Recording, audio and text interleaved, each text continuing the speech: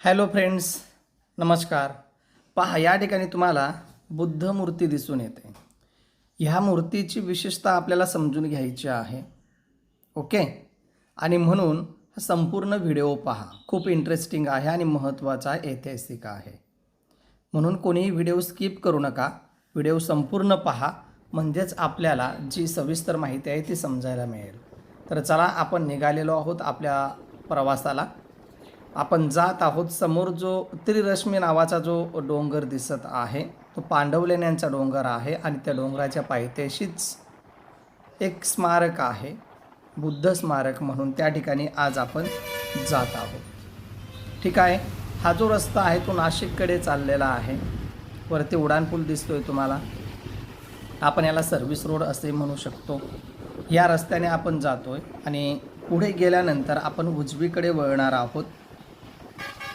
उड्डाणपुलाच्या खालून एक छोटासा बोगदा केलेला आहे. पहा, थोड्याच अंतरावर आपण तिथून उजवीकडे टर्न आपण घेणार आहोत. ओके. इथून आपल्याला उजवीकडे वळायचं आहे. वरती उड्डाणपूल आहे. हा जो रस्ता आहे किंवा मार्ग आहे तो महामार्ग आहे. नाशिक मुंबई असा हा महामार्ग. डावीकडे जो रस्ता गेला तो नाशिक शहरात आणि उजवीकडे जी काही टेम्पो तुम्हाला जाताना दिसते बघा, ते चालले मुंबईकडे, म्हणजे त्या महामार्गाने. पुढे मोठी कमान तुम्हाला दिसते आणि त्या कमानीवर आपल्याला दिसत आहेत पांडवलेणी, फाळके स्मारक, बुद्ध विहार आणि वॉटर पार्क हे ठिकाण आहेत. आपण जाणार आहोत आज बुद्ध विहार या ठिकाणी. पहा, हा जो काही समोर रस्ता जात आहे तो दोन्ही ठिकाणी जात असतो. त्रिरश्मी, पांडवलेणी आणि त्या डोंगराच्या पायथ्याशी असलेले जे काही बुद्ध विहार आहे त्या ठिकाणी आपण जात आहोत. पहा, हा रस्ता आहे. स्मारककडे जाण्यासाठी आपण जात आहोत. आपण कॅम्पसमध्ये आलेलो आहोत.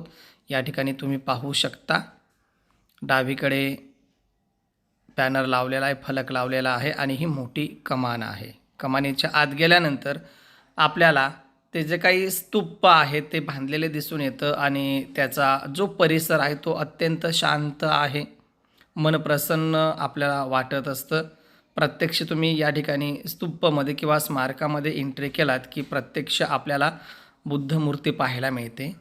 या बुद्ध मूर्तीची विशेषता अशी आहे, म्हणतात की ही मूर्ती 25 फूट उंच आणि ह्या मूर्तीवर जवळपास 35 किलो सोने वापरण्यात आलेले आहे.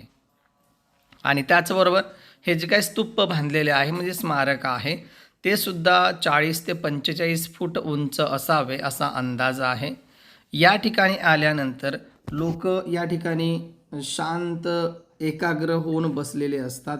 बरीच लोक मेडिटेशन करण्यासाठी सुद्धा या ठिकाणी बसत असतात, ध्यानधारणा करण्यासाठी बसत असतात. कारण जे काही दृश्य आहे किंवा आतील जो काही वातावरण आहे स्मारकामधील तो अत्यंत मन प्रसन्न करणारा असा आहे. मूर्ती जर तुम्ही पाहिली तर मूर्तीच्या डावीकडे आपल्याला डॉक्टर बाबासाहेब आंबेडकर म्हणजेच महामानव यांची प्रतिमा ठेवलेली दिसून येते आणि उजवीकडे स्वामी विवेकानंद यांची प्रतिमा आणि त्याचबरोबर मूर्तीच्या समोर आपल्याला अनुयायी बसलेले दिसून येतात. ओके.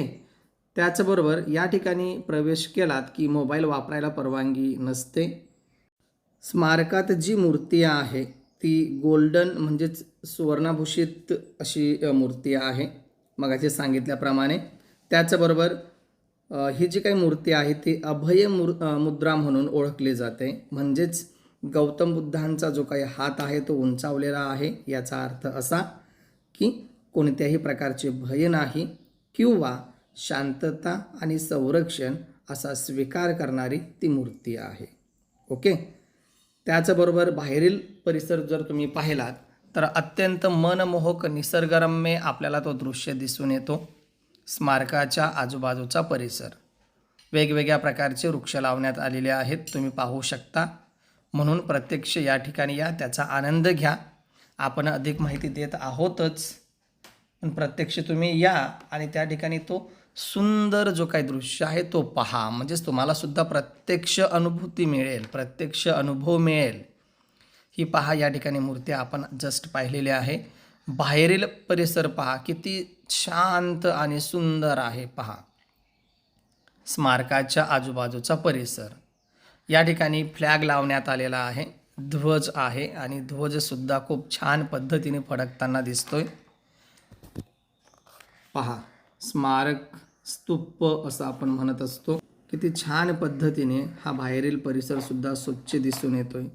शांततेचं प्रतीक, त्याचबरोबर इतिहास आणि श्रद्धा या दोन्हींचा संगम म्हणजेच या ठिकाणी असणारे बुद्ध विहार. आपल्याला जर माहिती उपयुक्त वाटली असेल तर चॅनल सबस्क्राईब करून बेल आयकॉन प्रेस करा.